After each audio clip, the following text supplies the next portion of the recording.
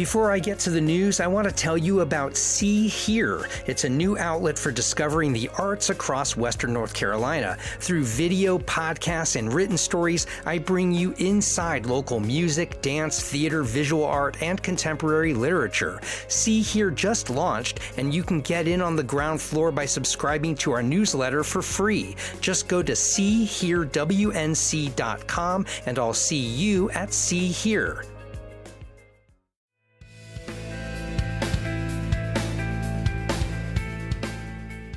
Wake up, Asheville. I'm Matt Peiken, and this is your week-ending local newscast for Friday, July 17th. Asheville City Council has raised the city's property tax rate after Buncombe County did the same in response to new North Carolina legislation.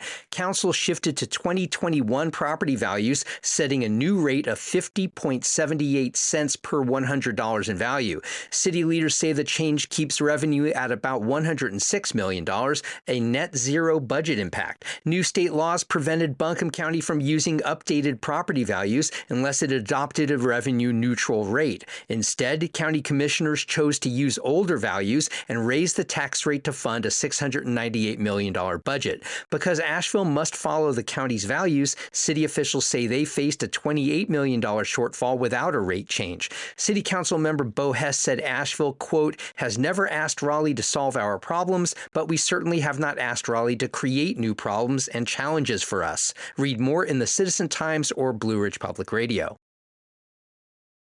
Buncombe County health officials are urging residents here to take extra precaution with fresh produce after 4 confirmed cases of cyclosporiasis.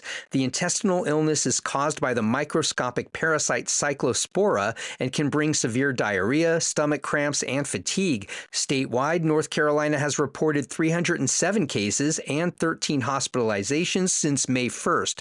No single food item has been identified, and local cases aren't linked to outbreaks in other states. Officials say contamination often happens where produce is grown, not at local restaurants. They recommend thoroughly washing and, when possible, cooking fruit and vegetables. Read more at 828 News Now.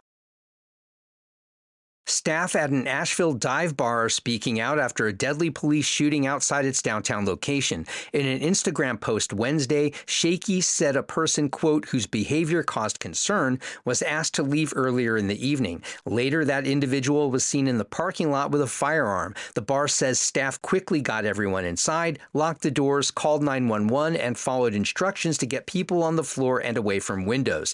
No staff or patrons were injured. The bar says many are still shaken but grateful. Read more in the Citizen Times. Service is back to normal at Asheville Regional Airport after a network outage disrupted travel yesterday morning. Airport officials say the issue has been resolved and there were no cancellations tied to the outage. Still, a series of delays continued throughout the day, with multiple flights showing late departures on airport screens. Passengers reported long lines stretching outside the terminal as people tried to check bags but couldn't because of the outage. Officials say they're still working to determine what caused the network problem. Read more at WLOS. And a new bike park in Swannanoa is set for a soft launch by the end of the year as the community continues recovering from Hurricane Helene. Beacon Park is rising on the former Beacon Blanket Factory site and will feature what developers say is the largest paved pump track in North and South America, along with walking paths, playgrounds, and event space. Supporters say it could draw competitions and boost local business. Some residents worry about traffic and infrastructure. Organizers say large events will be limited, with a grand opening planned for next spring. Read more at BPR. If you've made Wake Up Asheville part of your local news diet, I would really love it if you helped our show by doing 2 things. First, give us 5 stars on Apple Podcasts or Spotify, and please say a couple lovely things about the show.